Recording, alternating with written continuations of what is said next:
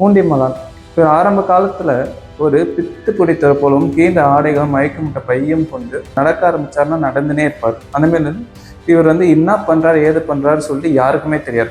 எல்லாரும் என்னென்ன நினச்சாங்க, இவர் எங்கேருந்தோ வந்துட்டு இருக்கிறாங்க, ஏதோ மனநலம் பாதிக்கப்பட்டவன், இவர் உடம்பெல்லாம் ஈ முக்கிது, சொக்காக்கு மேலே சொக்கா பொண்ணு, தீஞ்சு போன ஆடைகள் அணிந்து குளிக்காமல் நீண்ட ஜட கொண்ட முடி கொண்ட தோற்றத்தை பார்த்து மக்கள் இவர் ஒரு பைத்தியக்காரர் நினைத்தாங்க. இவர் ஒரு இடத்துல அவ்வளோ சீக்கிரம் தியானத்தில் அமர மாட்டார். ஆனால் இவர் தியான நிலையில் அமர்ந்துட்டாருன்னா எப்போ ஏஞ்சிப்பாருன்னு தெரியாது. பல மாதங்களான ஒரே இடத்துல தியானம் பண்ணுவார். இங்கே பூண்டி பக்கத்தில் செய்யார் சொல்ல ஒரு ஆறு போகுது. அந்த ஆற்றுல சுவாமி அடிக்கடி போய் அமர்ந்திருப்பார். ஒரு வாட்டி அந்த ஆற்று அமர்ந்து இருக்கும்போது அளவு கடந்த மழை பெஞ்சு ஆற்றுல வெள்ளப்பெருக்கு ஏற்பட்டது. அப்போ எல்லாம் ஜனங்கள்லாம் ஆற்றுல தண்ணி வெள்ளம் வருதுன்னு சொல்லிட்டு போய் பார்க்க போய்கிறாங்க. போய் பார்க்கும்போது நம்ம அந்த இடத்துல ஒரு பைத்தியக்காரன் தானே தண்ணி அடிச்சுன்னு போயிட்டு இருக்குதுன்னு நினச்சி போய் பார்க்குறாங்கன்னா அந்த இடத்துல சுவாமி இருந்த இடத்துல ஆளை காணுமா. பக்தர்கள் அவங்க குறைகள் சொல்ல சொல்ல சொல்ல சுவாமி அந்த விபூதியை கையால் தான் அந்த அவங்க மனசில் நினைக்கிற பிரார்த்தனைகள் இல்லை எந்த ஒரு தீரா நோயாக இருந்தாலும் ஒரு உடனே சரியாதுன்னு சொல்லிட்டு ஒரு நம்பிக்கை இருந்தது. சின்ன சின்ன பசங்க சுவாமி எனக்கு கல்கண்டு வேணும்னு சொல்லி கேட்பான். ஆற்றுல இருக்கும்போது கீழே மணலை குடிச்சு கையில் கொடுப்பாராம். உடனே அந்த மணல் கல்கண்டாக மாறி இருக்குமா. இந்தமாதிரி எப்படி சொல்லணும்னா நம்ம எவ்வளோ பெரிய குறைகள் ஒரு பெரிய ஒரு மன வருத்தத்தில் சுவாமி தரிசனம் அந்த குறைகள் நிவர்த்தி ஆகிடுன்னு சொல்லி சொல்கிறாங்க சுவாமிக்கு.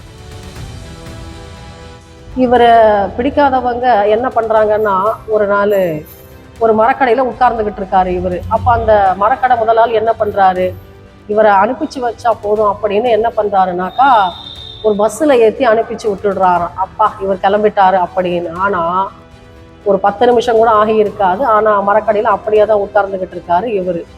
அப்போ தான் இவரை பற்றி புரிஞ்சுக்கிட்டாங்க, இவர் சாதாரண மனுஷன் கிடையாது.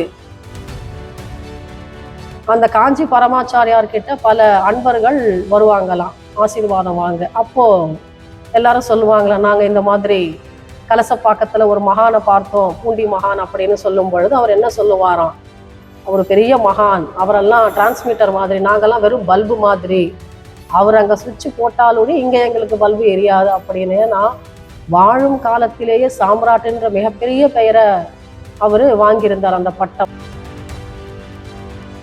தன்னுடைய இயற்கை உபாதைக்கு கூட அவர் எழுந்து வெளியே எங்கேயும் போனதாக வரலாறு கிடையாது.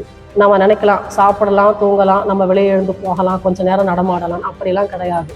அவர் உட்கார்ந்த இடத்திலே அப்படியே அமர்ந்திருந்தார் 19 வருடங்களாக. ஆனால் அவர் அங்கேயே உட்கார்ந்துக்கிட்டு இருந்தாலும் நீங்கள் எங்கேருந்து வந்தீங்களோ என்ன நினச்சிக்கிட்டு வந்தீங்களோ அதை அவர் இங்கே உட்கார்ந்த இடத்துல இருந்தே சொல்லிவிடக்கூடிய அற்புதமான அவருக்கு திறமை உண்டு.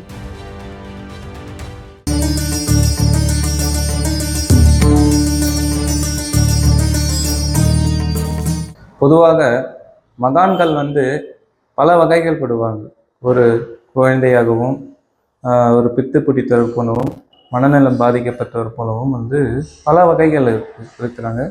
ஆனால் இந்த அனைத்து அம்சங்களும் கொண்ட மகான்கள் அறிவது மிகவும் கடினம். அதுபோல் பூண்டி மகான் என்ற ஒரு மிகப்பெரிய சாம்ராட் என்ற ஒரு புகழ்பெற்ற மகான் அரிது மிகப்பெரிய அரிது. பூண்டி மகான் இவர் ஒரு 1933 தென்பட்டார். இவர் எங்கேருந்து வந்தார், அப்பா பெயர் என்ன, கோத்திரம்னா எதுவுமே தெரியாது. இவர் ஆரம்ப காலத்தில் ஒரு பித்து பிடித்தவர் போலவும் கீழ்ந்த ஆடைகளும் மயக்கமிட்ட பையும் கொண்டு நடக்க ஆரம்பிச்சாருன்னா நடந்துனே இருப்பார். அந்த மாதிரி இவர் என்ன பண்ணுறாரு ஏது பண்ணுறாரு சொல்லிட்டு யாருக்குமே தெரியாது. எல்லாரும் என்னென்ன நினச்சாங்க, இவர் எங்கேருந்தோ வந்துட்டு இருக்கிறாங்க, ஏதோ மனநலம் பாதிக்கப்பட்டவன், இவர் உடம்பெல்லாம் ஈ முக்கிது, சொக்காக்கு மேலே சொக்கா பொண்ணு, தீஞ்சு போன ஆடைகள் அணிந்து குளிக்காமல் நீண்ட ஜட கொண்ட முடி கொண்ட தோற்றத்தை பார்த்து மக்கள் இவர் ஒரு பைத்தியக்காரர் நினைத்தாங்க. ஆனால் இவருடைய சிறப்பு இப்போ தெரிய ஆரம்பிக்குதுன்னா, இவர் ஒரு இடத்துல அவ்வளோ சீக்கிரம் தியானத்தில் அமர மாட்டார். ஆனால் இவர் தியான நிலையில் அமர்ந்துட்டாருன்னா எப்போ ஏஞ்சிப்பாருன்னு தெரியாது.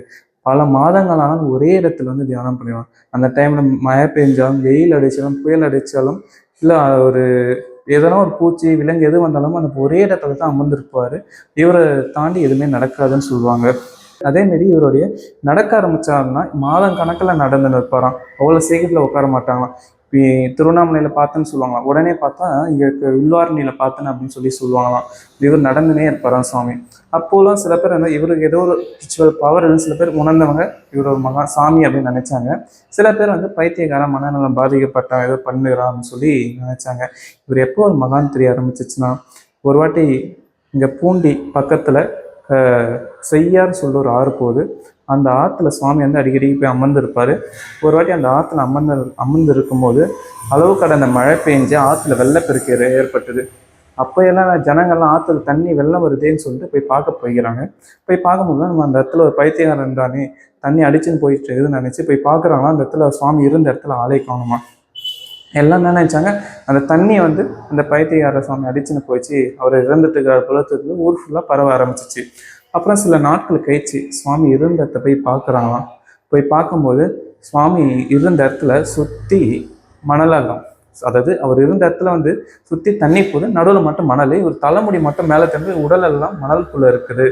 எல்லாம் என்ன நினைச்சாங்க, மணல் உள்ளே ஏற்றிச்சு இவர் வந்து இருந்துட்டாரு அப்படின்னு நினைக்கும் போது அந்த மணல் அப்புறப்படுத்தி பார்த்தா இவர் தூக்கத்தில் ஏஞ்சி நடக்கிறமே ஏஞ்சி நடந்து போனாராம். அப்போ தான் வந்து இவர் வந்து ஆற்று சுவாமின்னு சொல்லி பெயர் வந்தது. அதற்கப்புறம் சுவாமி வந்து கலச பக்கத்தில் அதிகமாக அமர்ந்திருந்தார். அதுக்கப்புறம் வந்து வில்வாரணியில் அதிகமாக இருந்தார். இந்தமாரி வந்து பல இடங்கள் வந்து இருந்தார். ஆனால் ஒரு கட்டத்தில் வந்து சுவாமி வந்து இந்த பூண்டியில் ஒரு ஓட்டி விட்டு திண்ணையில் 19 வருஷமாக வந்து ஒரே இடத்துல வந்து உட்காந்துருந்தார் சார்.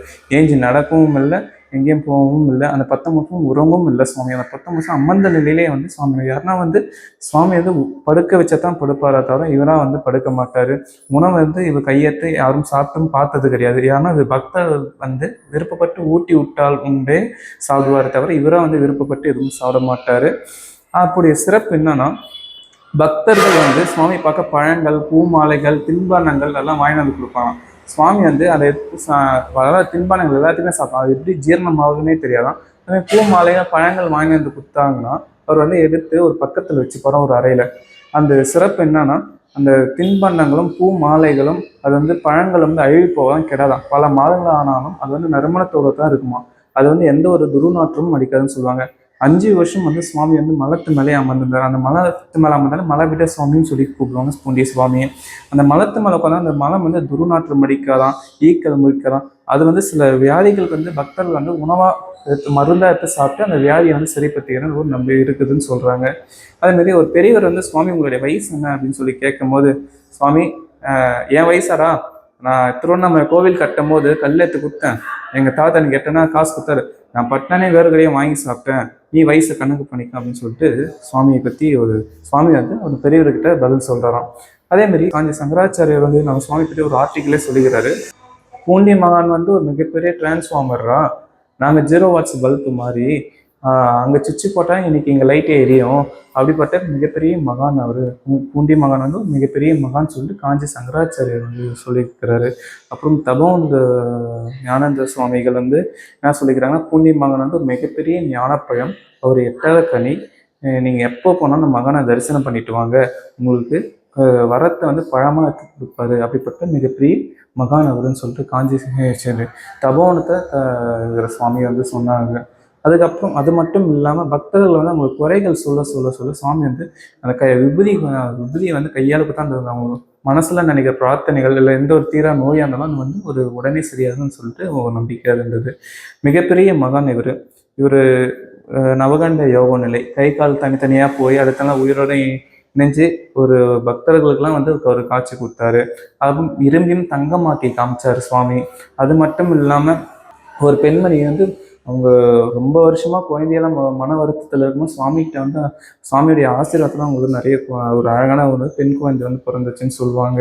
இந்த மாதிரி எப்படிப்பட்ட பிரச்சனையாக இருந்தாலும் பூண்டிக்கு வந்து புண்ணியமான தரிசனம் பண்ண ஒரு மிகப்பெரிய மாற்றம் நடக்குதுன்னு சொல்லிட்டு ஒரு மிகப்பெரிய நம்பிக்கை.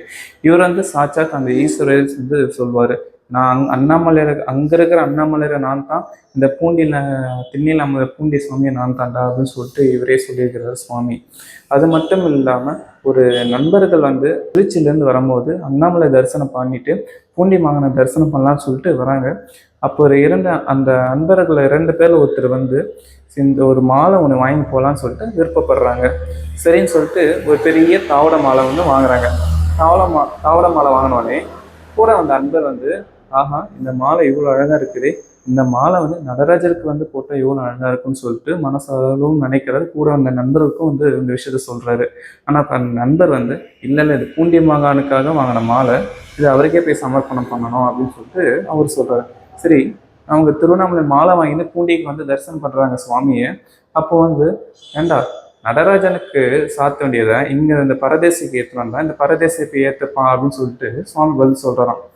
இவங்களுக்கு வந்தவங்களுக்கு ஒன்றும் புரியலையா, நம்ம திருவண்ணாமலையில பேசணும், ஆனால் சுவாமி எப்படி இங்கே கரெக்டாக சொல்றாரு, இப்போ ஏதோ இப்போ நம்ம பேசுறது வந்து சுவாமி வந்து உணர்ந்துகிறார் கேட்டுக்கிறாருன்னு சொல்லிட்டு அவர் ஞான திருஷ்டி மூலமா அதெல்லாம் பண்ணிக்கிறார் குலத்தே அப்படின்னு சொல்லிட்டு உணர்ந்தாங்க.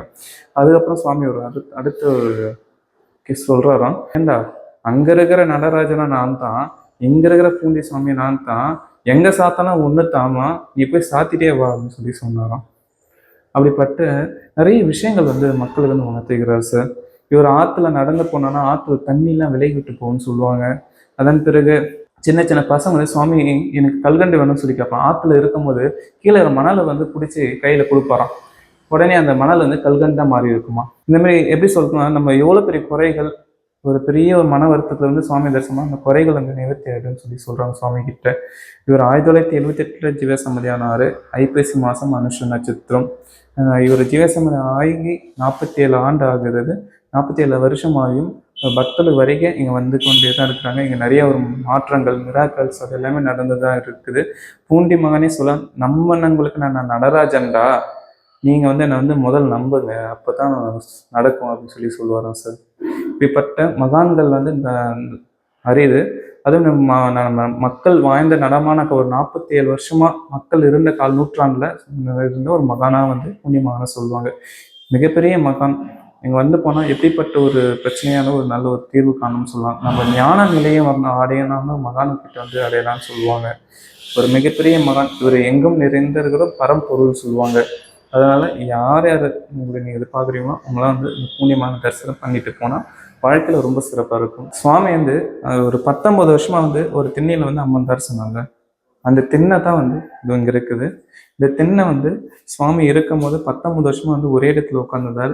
அந்த மேலே வந்து அந்த சுவாமியோட தின்பண்டங்கள் தீவான பொருட்கள் எல்லாமே வச்சிருப்பாங்க. ஆனால் சுவாமி வந்து அதிகமாக இந்த இடத்துல கடைசியாக காலம் ஜீவ ஆத்மா பிரிவுகளுக்கும் இதே இடத்துல தான் இருந்தார். இந்த எப்போ கோவிலுக்கு வந்தாலும் இந்த சுவாமி இருந்த இந்த திண்ணையை நமஸ்காரம் பற்றி இங்கே வந்து எந்த ஒரு பரிகாரமும் எதுவுமே கிடையாது. இங்கே வந்து சுவாமி நம்ம மனசார பிரார்த்தனை பண்ணிட்டு ஒரு 5 நிமிஷம் தியானம் பண்ணிட்டு நம்ம குறைகள் சொன்னாவே அது நல்ல சுவாமிக்கு வந்து உடனே நிவர்த்தி ஆகும்னு சொல்லுவாங்க சுவாமிகிட்ட பிரார்த்தனை பண்ணும்போது. வணக்கம். இன்று நாம் காண இருப்பது ஸ்ரீ பூண்டி மகானுடைய அருள் சரிதம். மாறிலாதமா கருணை வெள்ளமே வந்து முந்தினின் மலர்பொல் தாளினை வேறிலா பத பரிசு பெற்றனின் மெய்மை அன்பர் உன் மெய்மை மேவினார் ஈரில்லாத நீ எளியாகி வந்து ஒலிசை மானுடம் மாக நோக்கியும் கீரில்லாத நெஞ்சு உடையனாயினேன் கடையனாயினேன் பட்ட கீழ்மையே. இது திருவாசகத்தினுடைய அருமையான வார்த்தைகள். இதை இயற்றியவர் மாணிக்க வாசக பெருமான். அழுது அடியடைந்த அன்பர் என்று இவரை சொல்லுவார்கள். ஏன்னா அவர் நெக்குருகி பாடுவார் திருவாசக பாடல்களை. இதை எழுதியவர் அழகிய சிற்றம்பலமுடியார் என்று சொல்லக்கூடிய சிவபெருமான். இப்ப நாம இந்த பாட்டை ஏன் மேற்கோளாக எடுத்துக்கொள்கிறோம்னு சொன்னாக்கா, மாறில்லாத கருணை வெள்ளமேன்னு சொல்றோம் இல்லையா முதல் வார்த்தையில. இப்படி கருணை கடலாக வாழ்ந்த இன்றும் வாழ்ந்து கொண்டிருக்கக்கூடிய மகான் ஸ்ரீ பூண்டி மகான். அவர் இருக்கக்கூடியது திருவண்ணாமலை மாவட்டத்திலே உள்ள கலசப்பாக்கத்திற்கு அருகிலே இங்க பூண்டி கிராமத்துல ஐயா இருக்கிறாரு. அவரு ஜீவசமாதி. நாம கேட்கலாம், பூண்டி மகானுடைய தந்தையார் யார், தாயார் யார்? இதையெல்லாம் நமக்கு ஒரு யோசனையா தோன்றும், ஒரு சந்தேகம் வரும். யார் இவருக்கு என்ன பூர்வீகம் அப்படின்னு. ஊரிலார், பேரிலார், உற்றாரிலார், உறவினரிலார், இப்படித்தான் இவரை சொல்றாங்க. ஏன்னா அவர் இங்க இந்த போலூர்ல வந்து அமர்ந்திருக்கும் பொழுதோ இல்லை இந்த கலசப்பாக்க வீதியில சுற்றி வரும் பொழுதோ அவருக்கு யாரு உற்றார் உறவினர்னு யாருக்குமே தெரியாது. அவர் வருவாரு, நேரா நடந்து போய்கிட்டே இருப்பாரு. யாருக்கிட்டையும் கை நீட்டி யாசகம் கேட்டது கிடையாது தன்னுடைய சாப்பாட்டுக்காக. நாம நெரு ஸ்ரீ சதாசிவ பிரம்மேந்திரனுடைய வாழ்க்கையிலையும் பார்த்திருக்கலாம். அவர் யார்கிட்டயும் கை நீட்டி யாசகம் கேட்டது கிடையாது. அப்படியே தான் இவரும் யார்கிட்டயும் இவர் எனக்கு பசிக்குதுன்னு சாப்பாடு கேட்க மாட்டார். பசிக்குதுனாக்கா அவர் என்ன பண்ணுவார், ஆற்று மணலை எடுத்து சாப்பிட்டுடுவார். இல்லைனாக்கா சின்ன சின்ன கற்கள் இருக்கும், அதை எடுத்து விழுங்கிடுவார். ஆனால் தண்ணி எடுத்து குடிச்சிட்டு போயிட்டே இருப்பார். அமைதியாக ஒரு இடத்துல உட்கார்ந்துக்குவார். 1935 இவரை பற்றி ஜனங்க பார்த்துக்கிட்டே இருந்தாங்க. ஆனால் இவரை பிடிக்காதவங்களும் இருந்தாங்க. ஏன்னா இவர் பித்தன் மாதிரி தான் காட்சி அளிப்பார். வாயை திறந்து பேசவும் மாட்டார், அமைதியாக இருப்பார். இவரை பிடிக்காதவங்க என்ன பண்ணுறாங்கன்னா, ஒரு நாள் ஒரு மரக்கடையில் உட்கார்ந்துக்கிட்டு இருக்காரு இவர். அப்போ அந்த மரக்கடை முதலாளி என்ன பண்ணுறாரு, இவரை அனுப்பிச்சு வச்சா போதும் அப்படின்னு என்ன பண்ணுறாருனாக்கா ஒரு பஸ்ஸில் ஏற்றி அனுப்பிச்சு விட்டுடுறாராம். அப்பா இவர் கிளம்பிட்டாரு அப்படின்னு. ஆனால் ஒரு 10 நிமிஷம் கூட ஆகியிருக்காது. ஆனால் மரக்கடையில் அப்படியே தான் உட்கார்ந்துக்கிட்டு இருக்காரு இவர். அப்போ தான் இவரை பற்றி புரிஞ்சுக்கிட்டாங்க, இவர் சாதாரண மனுஷன் கிடையாது, இவர் நடமாடக்கூடிய தெய்வம், மகான் அப்படின்றத புரிஞ்சுக்கிட்டாரு. நாம் அருணாச்சல புராணம்னு ஒரு புராணத்தை படிச்சிருக்கலாம் ஆன்மீகத்துல. என்னன்னா, இந்த திருவண்ணாமலையை சுற்றி 120 மைலுக்குள்ள எப்பொழுதும் ஒரு சித்தர் நடமாடிக்கொண்டே இருப்பார் அப்படின்னு போட்டிருக்கு. இது உண்மையும் கூட. ஏன்னா அவர் வாழ்ந்த காலகட்டத்துல இவரை சாம்ராட்டுன்னு தான் சொல்லுவாங்க எல்லாருமே. காஞ்சி மகா பெரியவர், நடமாடும் தெய்வம்னு சொல்லுவாங்க அவரை. அந்த காஞ்சி பரமாச்சாரியார் கிட்ட பல அன்பர்கள் வருவாங்களாம் ஆசீர்வாதம் வாங்க. அப்போ எல்லாரும் சொல்லுவாங்களா, நாங்க இந்த மாதிரி கலசப்பாக்கத்துல ஒரு மகானை பார்த்தோம், பூண்டி மகான் அப்படின்னு சொல்லும் பொழுது அவர் என்ன சொல்லுவாராம், அவர் பெரிய மகான், அவரெல்லாம் டிரான்ஸ்மிட்டர் மாதிரி, நாங்கெல்லாம் வெறும் பல்பு மாதிரி, அவர் அங்கே சுவிட்ச் போட்டாலுடைய இங்கே எங்களுக்கு பல்பு எரியாது அப்படின்னு. ஏன்னா வாழும் காலத்திலேயே சாம்ராட்டுன்ற மிகப்பெரிய பெயரை அவர் வாங்கியிருந்தார், அந்த பட்டம். எல்லாருமே வெறுமனே மகான்னு சொல்லிக்கலாம். ஆனால் இவர் யாருன்னா, மகானுக்கெல்லாம் ராஜா, ராஜாவுக்கெல்லாம் ராஜாவை என்னன்னு சொல்லுவாங்க, சக்கரவர்த்தின்னு சொல்லுவாங்க. அதே போல மகான்களுக்கெல்லாம் ராஜான்னா அது சாம்ராட். அது பூண்டி மகானுக்கே உரித்தானது ஒரு பெருமையான பெயர் அது. இவர் நிகழ்த்திய எண்ணற்ற அற்புதங்களையும் அதிசயங்களையும் நம்மால கணக்கிட முடியாது. ஏன்னா வானத்துல எத்தனை நட்சத்திரம் இருக்குன்னு யாருக்கும் கணக்கிட்டு சொல்ல முடியாது இல்லையா? அப்படித்தானே அவர் புரிந்த அற்புதங்களும் எவ்வளவோ பேருக்கு எவ்வளவோ விதமா அவரு தன்னுடைய கருணையை காண்பித்திருக்காரு. அவருடைய பெயரே கருணை கடல் பூண்டி மகான்னு சொன்னா ரொம்பவும் அற்புதமான ஒரு பொருத்தமானதான ஒரு பெயராயிருக்கும். ஒரு அம்மையார் வராங்க, அவங்க வரும்பொழுது எப்படின்னா, இந்த கலசப்பாக்கத்துல இப்படி பிரதான வீதிலாம் கிடையாது. அப்போ ஒரு ஓட்டு வீட்டுக்கு கீழே உட்கார்ந்துக்கிட்டு இருந்தாரு. ஒரு திண்ணதான் அவருக்கு இருப்பிடம். 19 வருஷங்கள் அவருடைய பாதங்கள் கால் இந்த பூமியில படல. இந்த நிலையை அஜாக்கரா அவஸ்தான்னு சொல்லுவாங்க பகவத்கீதையில. அப்படின்னா என்ன, தன்னுடைய இயற்கை உபாதைக்கு கூட அவர் எழுந்து வெளியே எங்கேயும் போனதாக வரலாறு கிடையாது. நம்ம நினைக்கலாம் சாப்பிடலாம், தூங்கலாம், நம்ம வெளியே எழுந்து போகலாம், கொஞ்ச நேரம் நடமாடலாம், அப்படிலாம் கிடையாது. அவர் உட்கார்ந்த இடத்திலே அப்படியே அமர்ந்திருந்தார் 19 வருடங்களாக. ஆனா அவர் அங்கேயே உட்கார்ந்துகிட்டு இருந்தாலும் நீங்க எங்க இருந்து வந்தீங்களோ, என்ன நினைச்சுக்கிட்டு வந்தீங்களோ, அதை அவர் இங்க உட்கார்ந்த இடத்துல இருந்தே சொல்லிவிடக்கூடிய அற்புதமான அவருக்கு திறமை உண்டு. 8 வகையான சித்திகள் அவருக்கு கைவரப்பெற்றிருந்தது. அவர் இப்ப நீங்க ஏதாவது நினைச்சுக்கிட்டு வரீங்கன்னா வீட்டுல இருந்து ரொம்ப சரியா சொல்லிடுவாராம், என்னப்பா நீ அதை தானே நினைச்சுக்கிட்டு வந்த அப்படின்னு. நாம ஏதாவது ஒரு விஷயமா கேட்க போகலாம், ஒரு சந்தேகத்தையோ ஒரு கேள்வியோ, நீங்க கேட்கறதுக்கு முன்னாடி அவரா கரெக்டா சொல்லிடுவார், நீ இதைத்தானே நினைச்சுக்கிட்டு வந்த, இதுக்கு தானே நீ வந்த அப்படின்னு. ஒரு தடவை ஒரு பூசாரி, காளி கோவில் பூசாரி, அவர் என்ன பண்றாரு, மகானை பார்க்கணுமேனு அவசரமா காளிக்கு அபிஷேகம் பண்ணிட்டு வந்துடுறாரு. இவர் பாருங்க இங்க தானே இருக்காரு கலசப்பாக்கத்துல. ஆனா அவரு சரியா சொல்லிடுறாரு, என்னப்பா அவசரமா அபிஷேகம் பண்ணிட்டு வந்தியா, பின்னாடி நினையவே இல்லையே காளி கோவில்ல நீ பண்ண அபிஷேகத்துல அப்படின்னு சொல்றாராம். எப்படி சரியா சொல்ல முடியும் உட்கார்ந்த இடத்துக்கிட்ட இருந்துக்கிட்டே? ஆனா அதை அவரு செஞ்சாரு ரொம்ப சுலபமா. எவ்வளவோ பேருக்கு தீர்க்க முடியாத நோய்கள் இருந்தது, அதையெல்லாம் ரொம்ப சுலபமா தீர்த்து வச்சுட்டு போயிட்டார். ஏன்னா தன்னுடைய அருட்பார்வை மூலமாக அவர் அந்த வினையை கலைந்து விடுவார், கர்மாவை எடுத்து விடுவார்னு நம்ம சொல்லுவோம் இல்லையா? அது அவருக்கு சுலபமா பொருந்தும். ஆனா எல்லாருக்கும் கருணை காட்டுவாரான்னாக்கா, நீங்க தர்மமா இருந்தா, நேர்மையா இருந்தா, அப்படி இருந்தா உங்களுக்கு அவருடைய அந்த அருட்பார்வை சுலபமாக கிட்டிவிடும். ஏன்னா நாம என்னதான் ஒரு இருட்டுல ஒரு தப்பான விஷயத்த செஞ்சிருந்தா கூட ரொம்ப சுலபமா கண்டுபிடிச்சிடுவார் இல்லையா? பகவானுடைய பார்வையிலிருந்து யாராலையும் தப்ப முடியாதா செய்து, உண்மைதானே? அதனால அவரு ரொம்ப சுலபமா அந்த வினையை கலைஞ்சிடுவாரு. ஒரு தடவை வேலூர்ல இருந்து தன்சிங்னு ஒரு பெரியவர், அவர் ஆன்மீக அன்பர், அவருக்கு டாக்டர் சர்டிபிகேட்ல சொல்லிட்டாங்க, ஐயா உங்களுக்கு சக்கரை வியாதி இருக்கு அப்படின்னு. அவரு பூண்டி மகான் மேல ரொம்பவும் உண்மையான அன்பு வச்சிருந்த பக்தர். அவர் என்ன பண்றாரு, பூண்டி மகான் கிட்ட வராரு. அப்போ எல்லாரும் சொல்றாங்களாம், அவருடைய நண்பர்கள்லாம், ஐயா இந்த மாதிரி தன்சிங்குக்கு சக்கரை வியாதி இருக்குன்னு சொல்லியிருக்காங்களே டாக்டர் அப்படின்னு சொல்லும் பொழுது பெரியவர் சொல்றாராம், பாருங்க பூண்டி மகான், அவருக்கு அப்பா சக்கரை வியாதியே இல்லையேப்பா அப்படின்னு. ஆனா இல்ல ஐயா ரிப்போர்ட் கொடுத்துருக்காங்க சக்கரை வியாதின்னு அப்படின்னு. ஆனா இவர் ரொம்ப உறுதியா சொல்றாரு பூண்டி மகான், இல்ல அவருக்கு கிடையாது அப்படின்னு. இப்ப பாருங்க, மறுபடியும் அந்த டாக்டர் கூப்பிடுறாரு தன்சிங் ஐயாவை. ஐயா நான் உங்களை செக் பண்ணணும் மறுபடியும் அப்படின்னு. என்ன சொல்றாரு பாருங்க, நீங்க வெறும் வயிற்றுல போயிட்டு என்ன பண்ணுங்க, ரத்தம் கொடுங்க, என்ன சக்கரை அளவு பார்க்கணும் அப்படின்னு. அப்போ பார்க்கறாங்க, பார்க்கும் பொழுது ரொம்ப சரியா இருக்கு, நார்மலா இருக்கு. அப்புறம் என்ன சொல்றாரு கூப்பிட்டு, நீங்க போயிட்டு 4 இட்லி நல்லா ஸ்வீட்டு இந்த காஃபிலாம் சாப்பிட்டுட்டு வாங்கல, அப்புறமா கொடுங்கல 1 ஹவர் கழிச்சு அப்படின்னு. அப்போ ரிப்போர்ட் எடுத்து பார்த்தாலும் ரொம்ப கரெக்டாக இருக்குது, எப்படி நார்மலாக இருக்கணுமோ அப்படி. அப்போ டாக்டர் அசந்து போயிட்டு ஒரு ரிப்போர்ட் கொடுக்குறாராம், என்னன்னா ஐயா உங்களுக்கு சக்கரை வியாதி கிடையாது, நீங்கள் தாராளமாக ஸ்வீட் சாப்பிடலாம் அப்படின்னு. அவருக்கு எவ்வளவு சந்தோஷம் இருந்திருக்கும் தன்சிங் ஐயாவுக்கு.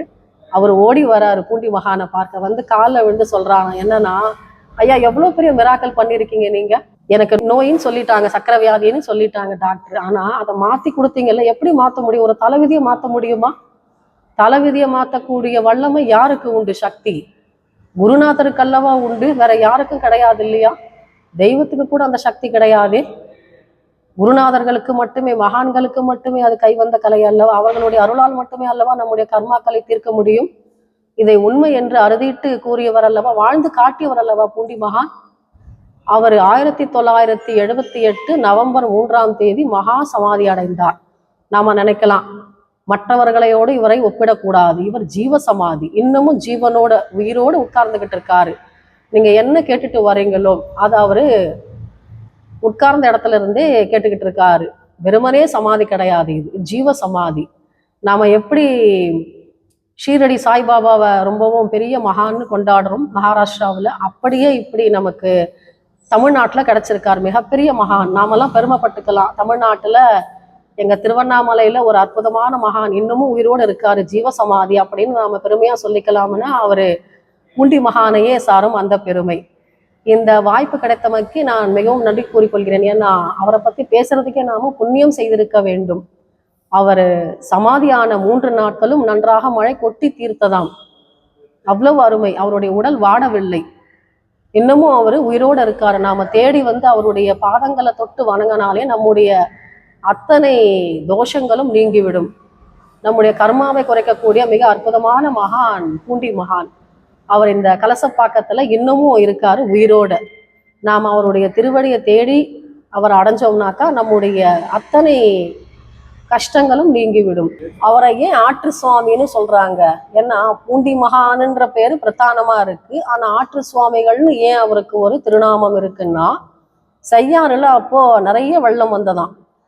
அப்போ இவர் வீதியில திரிஞ்சுக்கிட்டு இருந்தார் இல்லையா, தெருக்கெல்லாம் நடமாடிக்கிட்டு இருந்தார் இல்லையா இந்த மகான், அவரை எல்லாரும் சொன்னாங்களாம், ஐயா ரொம்ப ஆத்துல தண்ணி அதிகமா போகுது, வெள்ளம், நீங்க அங்க போகாதீங்க அப்படின்னு. ஆனா இவர் என்ன பண்ணுவாரு, அந்த ஆற்று வெள்ளத்துல நின்றுகிட்டு இருப்பாரு. அப்ப இவர் அந்த ஆற்றோடு வெள்ளத்துல அடிச்சுக்கிட்டு போயிட்டாருன்னு எல்லாரும் நம்பிட்டாங்க. ஆனா கொஞ்ச நாட்கள் கழிச்சு என்ன தெரியுதுனாக்கா, சிறு பிள்ளைகள்லாம் விளையாடுறாங்க, சிறுவர்கள்லாம் சேர்ந்துக்கிட்டு. அப்போ மணல்ல அவருடைய ஜடாமுடி தென்பட்டதான். அப்போ ஜனங்கள்லாம் தேடி பார்த்தாக்கா, தோண்டி பார்த்தாக்கா, அந்த மணலுக்குள்ள அமர்ந்துகிட்டு இருந்தாராம் பூண்டி மகான். நிர்விகல்ப சமாதி நிலைன்னு சொல்லுவோம் இல்லையா, அந்த நிலையில அவர் அமர்ந்துகிட்டு இருந்தாரு. அதனால அன்றையிலிருந்து இவருடைய திருநாமம் ஆற்று சுவாமிகள் என்ற ஒரு அற்புதமான பெயரை கொண்டதாக அமைந்தது. இதுதான் அவருக்கு ஆற்று சுவாமிகள் என்ற பெயர் வர முக்கிய காரணமாக அமைந்தது. ஏன்னா மகான்கள்னு சொன்னா பஞ்சபூதங்களும் அவர்களுக்குள்ள அடக்கம். அந்த பஞ்சபூதங்களால் அவர்களுக்கு எந்த ஒரு உத்பாதங்களோ எந்த ஒரு தொந்தரவோ அவர்களுக்கு கஷ்டமோ நேராது. இதே போன்ற ஒரு நிகழ்வு நெரு ஸ்ரீ சதாசிவ பிரம்மேந்தருடைய வாழ்க்கையிலும் நடந்திருக்கு. கொடுமுடி காவிரி ஆற்று மணல்ல அவரு புதஞ்சிட்டாரு.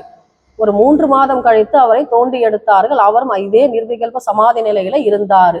இந்த நிகழ்வு புதிது கிடையாது மகான்களுக்கு, இது நமக்குத்தான் புதிதாக தோன்றும் மக்களுக்கு, சாதாரண மக்களுக்கு. ஆனா மகான்களுக்கு இது மிகவும் ஒரு சாதாரண யோக சித்தி அடைந்த கூடிய காரியம். இதனால பூண்டி மகானுக்கு ஆற்று சுவாமிகள் என்ற அற்புதமான திருநாமம் ஏற்பட்டது. நான் சாமிக்கிட்ட ரொம்ப வருஷமாக வந்துன்னு இருக்கிறேன்.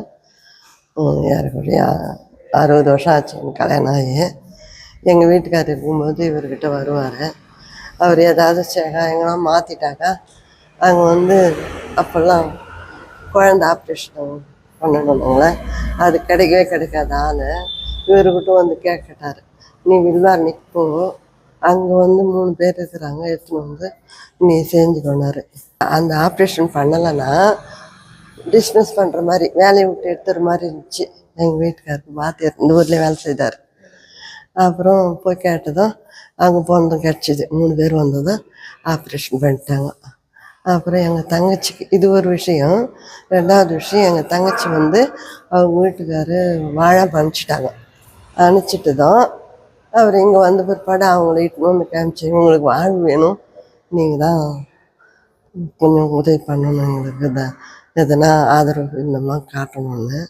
அப்புறம் இவர் என்ன சொன்னார், அவங்க போலூர், அவங்க வந்து கட்சியில் இருந்தாங்க. கட்சியிலேருந்து இவங்களை யாரை என்ன சொன்னாங்கன்னா வேணான்னு நினச்சிட்டாங்க. நாங்கள் வச்சுருந்தோம்.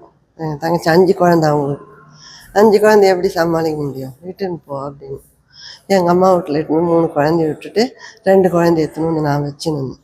அப்புறம் இங்கே வந்து கூட்டின்னு வந்து காமிச்சதுக்கு இவங்க என்னன்னாங்க, வீட்டில் மகாலட்சுமி விளக்கு இருக்குது, அந்த விளக்கு ஊந்து போயிருக்குது, ஊந்து அந்த கூறாக்கு உடச்சிக்கினுக்குது, அதை நீ மாற்றிட்டினா உனக்கு நல்ல வாழ்வு கிடைக்கும் அப்படின்னாரு சாமி. அப்புறம் இங்கேருந்து போய் பார்த்தா அது உடஞ்சி போயிருந்துச்சு. அப்புறம் மாற்றணும் சாமி சொன்னார். மாற்றின பிறகு அப்புறம் நல்ல வாழ்வு கிடச்சிச்சு, அவங்களுக்கு நல்லா இருந்தாங்க. இப்போ நல்லா இருக்கிறாங்க பசங்களாம். அப்புறமேட்டு நெல் மூட்டில் எங்கள் பாப்பா கொடுத்தோம். அப்படி எல்லோரும் போய் நெல் மூட்டை பார்க்கலான்னா ஓடை மாதிரி வரும் ஏரி காவா மாதிரி. அந்த காவாயில் இந்த கருநாக்கு பாம்புலாம் கிட்ட குட்டி குட்டியாக பெருசாகவும் இருந்துச்சு. சாமியார் அப்படியே உக்காந்தார். அப்போல்லாம் எனக்கு கல்யாணம் ஆகலை, சொன்னத்தான் நான் கண்டேன். உட்காந்துன்னு இருக்கும்போது, சுவாமி யாவது இருக்கிறாரு, நீங்கள் எழுந்து வந்துருக்கணும், அவங்க குடும்பமாக இருக்கிறாங்க, நம்மளை எதுவும் செய்ய மாட்டாங்க, நீங்கள் பண்ணுங்க, வேலையை பார்த்துன்னு போங்க அப்படின்ட்டார். அது அப்படியே நாகப்பாம்பு குட்டிங்க எல்லாம் நிறைய இருக்குது, அதில் ஒன்றுமே பயம் இல்லாத அப்படியே உட்காந்துங்கிறார். அப்புறம் ஒரு முறை எனக்கு நடக்கும்போதெல்லாம் நான் ஆகலை கல்யாணம் எனக்கு. அப்புறம் நான் வருவேன். எங்கள் வீட்டில் வந்து எங்கள் அம்மாவுக்கு பையன் கிடையாது. அது இவர் கேட்க வந்திருந்தாங்க, பையன் பறக்குமான்னு. அதை பற்றி எங்கள் மாமியார் முந்துக்குன்னு எனக்கு முதல் குழந்தை விழாதுந்தேன், இவங்களுக்கு பிறக்குமான்னு கேட்டாங்க. நான் ஜோசிக்காரனா அப்படின்னு, பொண்ணு தான் பிறந்துச்சு, பையன் பிறக்குமானது முதல் ஃபஸ்ட்டு பொண்ணு. அப்புறம் பையன் பிறந்துச்சு எனக்கு. நல்லா அருமையாக சொல்லுவார். இவர் சொல்கிறதுலாம் அப்படியே பலிக்கும். உடம்பு சரியில்லைன்னு வந்து கேட்டோம்னா இவர் விபூதி எடுத்து வச்சாருன்னா உடனே நல்லாயிடும். அப்போ வந்து எனக்கு தங்கச்சி 1 வயசு குழந்தை இருந்துச்சு. அது என்ன பண்ணிச்சு, அங்கே உக்காந்தார் உயிரோட. அப்படி உக்காந்துருக்கும்போது அந்த குழந்தை என்ன பண்ணிச்சு, ஜுரம் சமரம், அதே கூடயே கூட்டணும். டீ எல்லாம் வாங்கி கீழே வச்சுருப்பாங்க, அந்த டீ எடுத்து குடிச்சிடுச்சு அந்த குழந்தை தானாகவே. குடிச்சது கொஞ்ச நேரத்தில் நல்லா நடக்குது, நல்லா சூப்பராக நல்லா ஆயிடுச்சு. இவர் வேணான்ட்டு வச்சுக்கிறாரு கீழே. அது சொல்லாமலே அந்த குழந்தை எடுத்து குடிச்சிடுச்சு. ஒரு 1.5 வயசு குழந்தை இருக்கும். உடனே ஜுரம் நல்லாயிடுச்சு. அது மாதிரிலாம் நல்லா பரவாயில்லைங்க. I'm a devotee of Pundi Swami. First, when I arrived here, it was because of my brothers explained about Pundi Swami. Like he used to sit here for 19 years without any movement like that. When I heard about Pundi Swami, I just felt something. I felt the urge of seeing him immediately. So I asked at my home, so I requested everyone to visit as soon as possible like that.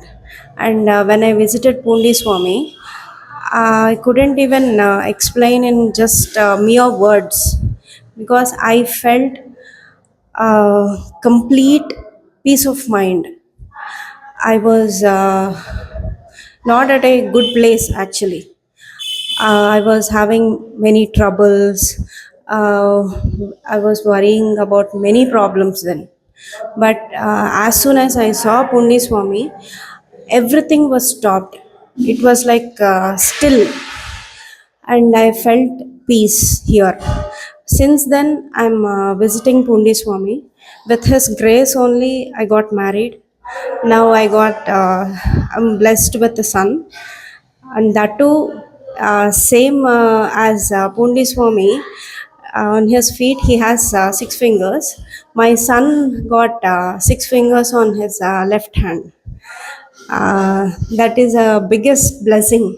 Like he is the one who came again as my son. And, it is very very difficult to simply put in words about Pundi Swami, and my it's a big blessing for me and my family to get him as a guru. Thank you. உண்டி மகானுக்கு அரோகரா, உண்டி மகானுக்கு அரோகரா, உண்டி மகானுக்கு அரோகரா, ஆட்டுச்சாமி ராஜாவுக்கு அரோகரா, ஆட்டுச்சாமி ராஜாவுக்கு அரோகரா. கருணை கடலே பூண்டி மகான், கருணை கடலே பூண்டி மகான், கள்ளம் எல்லாம் கபடம் எல்லாம் கருணை கடலே பூண்டி மகான், கருணை கடலே பூண்டி மகான், கருணை கடலே பூண்டி மகான், கள்ளம் எல்லாம் கபடம் எல்லாம் கருணை கடலே பூண்டி மகான், தெளிந்த நீரோடை போலவே தேவையை நிறைவேற்றும் பூண்டி மகான், தெளிந்த நீரோடை போலவே தேவையை நிறைவேற்றும் பூண்டி மகான், உன் பாதம் ஒரு முறை பணிந்தாலுமே கர்மங்கள் ஓடிடுமே பூண்டி மகான், உன் பாதம் ஒரு முறை பணிந்தாலுமே கர்மங்கள் ஓடிடுமே பூண்டி மகான், கருணை கடலே பூண்டி மகான், கருணை கடலே பூண்டி மகான்,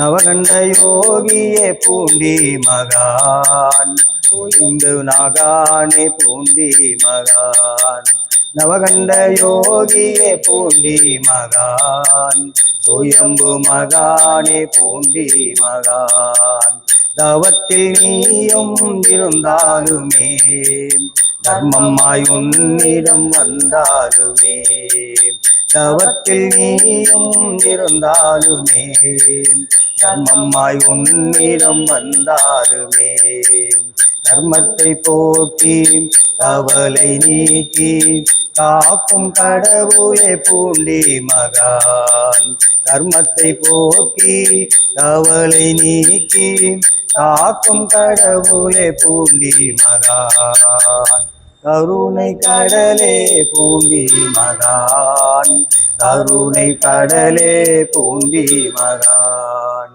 பூண்டி மகானுக்கு அரோகரா, பூண்டி மகானுக்கு அரோகரா, பூண்டி மகானுக்கு அரோகரா.